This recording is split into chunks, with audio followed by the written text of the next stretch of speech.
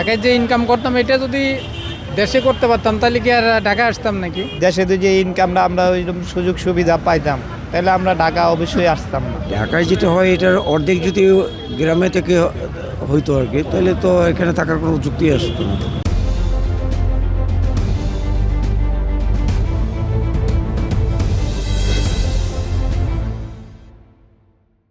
ঢাকায় যেটা হয় এটার অর্ধেক যদি গ্রামে থেকে হইতো আর কি, তাহলে তো এখানে থাকার কোনো যুক্তি আসতো না। এখানে যেমনি খরচ ব্যয়বহুল সব, মানে সব দিকেই বেশি খরচ আমার, যে কারণে আরও যে পরিবেশ, যে শব্দ দূষণ, এর মধ্যে থাকাটাই দুষ্কর। না, ঢাকা তো দেশে তো যে ইনকামটা আমরা ওইরকম সুযোগ সুবিধা পাইতাম তাহলে আমরা ঢাকা অবশ্যই আসতাম না, তাহলে আমরা দেশেই থাকতাম। ঢাকা আপনার আসলে ঘর ভাড়া অনেক কিছু, নিজে বাড়ি ঘর ফালায় থুয়া কেউ তো ঢাকা সাদে আসে না। ঢাকা ইনকাম, দেশে ইনকাম কম, খরচে গিয়ে পোষায় না, দ্রব্যমূল্যের দাম বেশি, এই জন্য তো শহরে আসা। ছেলে মেয়ে লেখাপড়া করাইতে হয়।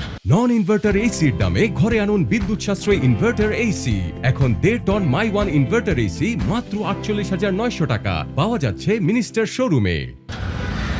অনেক খরচ, দেশে থাকলে তো অনেক সুবিধা হইতো। আপনার দেশে থাকলে, দেশে যদি ইনকামের রাস্তা থাকতো তাহলে বাসা ভাড়ার থেকে বাঁচা যেত, অনেক খরচ অনেক দিক দিয়ে কমতো।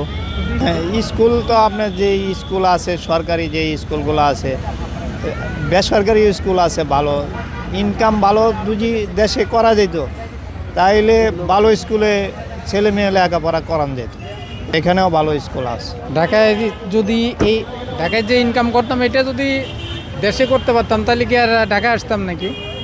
দেশে সব দিক দিয়ে সুবিধা আছে, ঢাকায় তো সব দিক দিয়ে অসুবিধা, তারপরেও মানুষ ঢাকা আসে শুধু ইনকামের জন্য।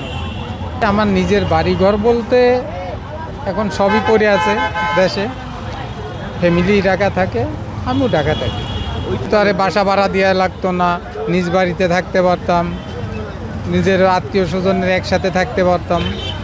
এটা দিয়ে সব দিক দিয়ে বঞ্চিত এখন।